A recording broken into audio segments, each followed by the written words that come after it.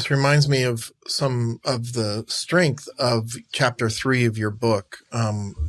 One of the comments that you make early on in that chapter, as well as in the introduction, is the offense of the comparison between the Black struggle and the struggle of Zionism. When Israel's enemies and the propagandists use these terms, like, again, I have South African family who experienced apartheid. They know what it is. As a matter of fact, we have what we call IPSI ambassadors. We, as part of our peace initiative, which is an acronym for Plan for Education, Advocacy, and Community Engagement, we traveled to South Africa and we learned more, not just about apartheid, but about South Africa as a nation.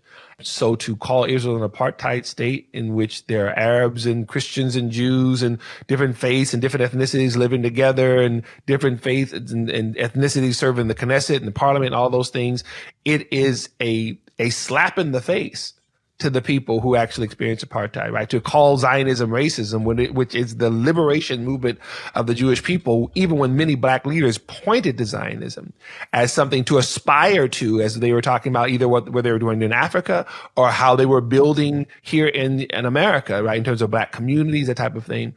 To call that movement racist is in and of itself, not only is it a lie, but it is then a slap in the face to those who experience the Jim Crow segregation and the Black codes and all those other types of things here, right? So it's not happenstance.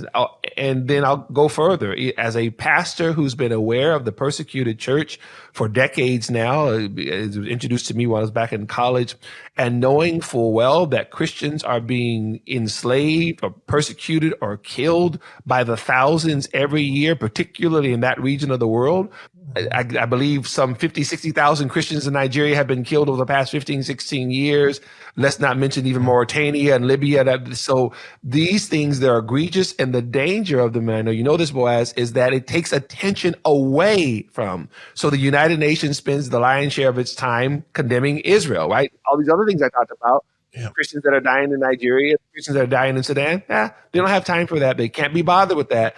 We believe that started first and foremost with the demonization of Israel as a racist state. And this was, it really got its footing in the 70s.